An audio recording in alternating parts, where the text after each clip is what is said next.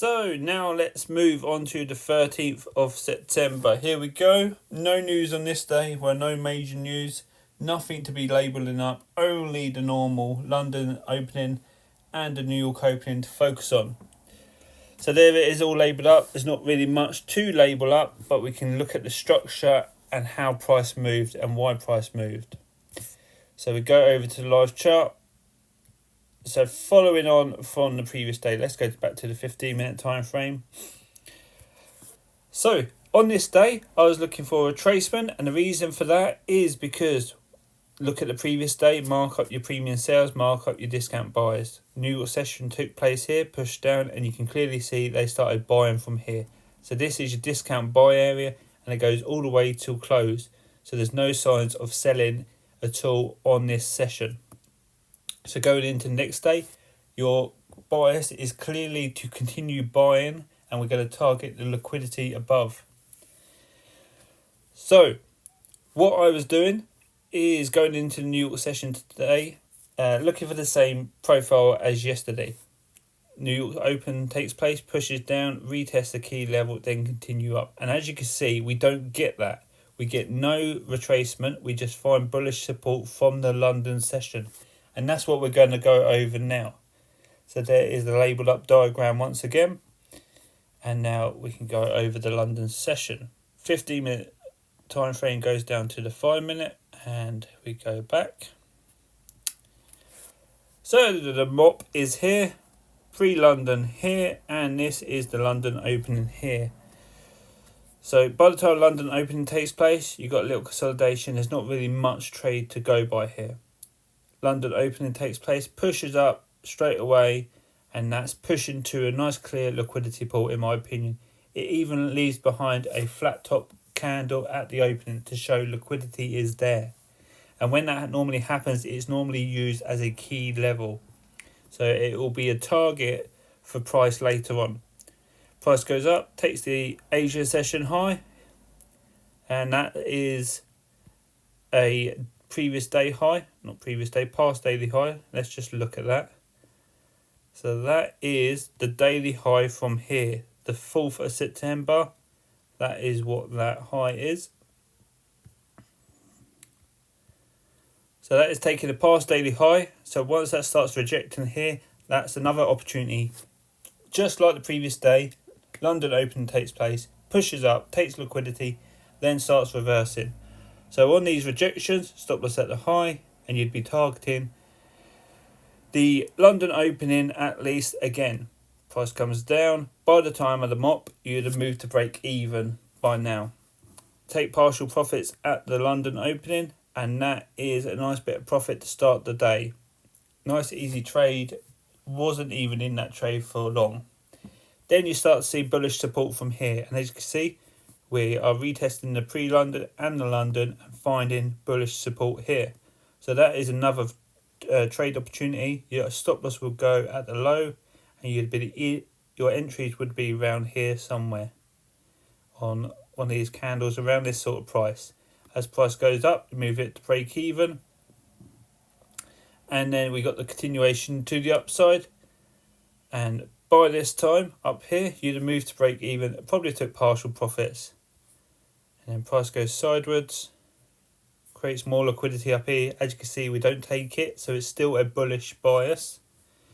Price retraces to the mop, finds bullish support at that level. Then we go into the New York Open. So the only trades for the London session are the sell from here and the buy from here, and that's all.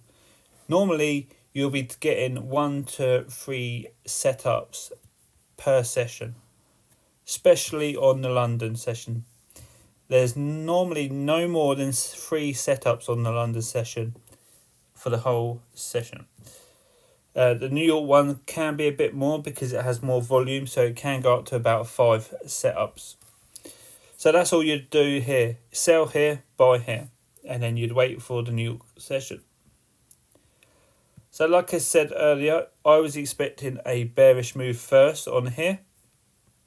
As you can see, we didn't get that, so we're just going to explain that now. So London session, they were clearly buying from here. This is a London session discount. It runs along the MOP too. So I could put a grey area in here, which would go from here all the way down to the London opening. And you can clearly see they're buying from there. So going into the New York session, we would monitor that in case there was too much momentum towards the upside. And it just wanted to continue up from there. And the New York traders were happy to buy from there. So, pre-New York Open is here. This is the high volume time, and then the actual New York Open took place here. This is the New York Open. Push down, retest the MOP, retest the London discount buy area, then starts the upwards move. This shows bullish strength, of course. Price pushes up straight away. Takes the high here. You would have took partial profits if you saw that bullish confirmation and you got into the trade. Price retrace, retest the next high level. So it's retested this one, and now it's retesting this one to follow that bullish confirmation, which is the high volume time. Finds bullish support and it continues to go up from there. And then from then onwards, you can see how we follow support and resistance running along there, running along there. This is past New York Open.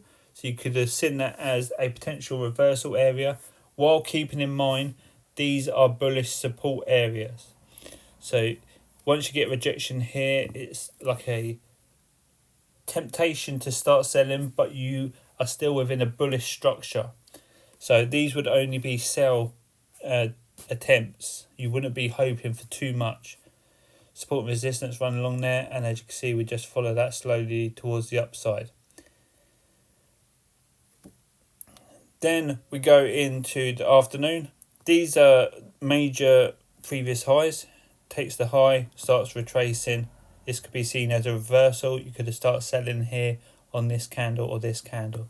By the time you got down to here, that's support and resistance. So your stop loss needs to be at break even at least, because US30 follows support and resistance when it's moving quickly. So it would find support from there like it did.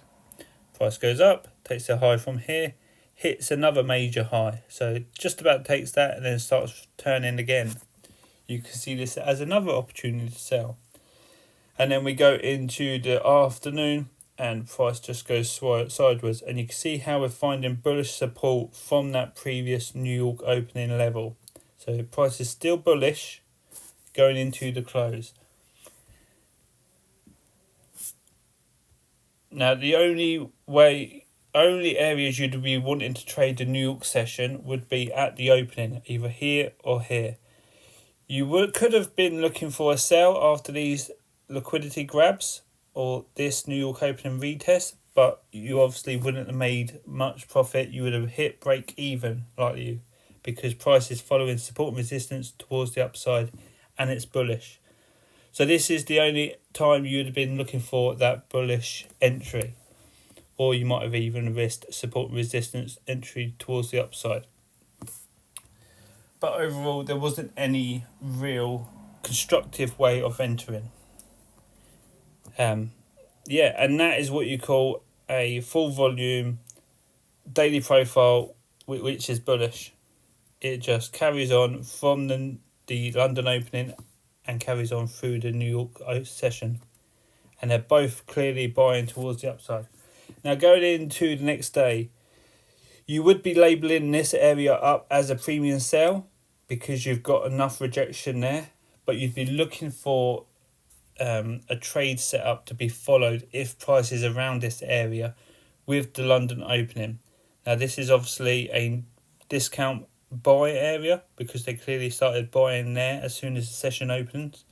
So you'd have an area running along there like that, just roughly, and that would be a discount buy, and you'd have a premium sell area, I'd say a bit like that area.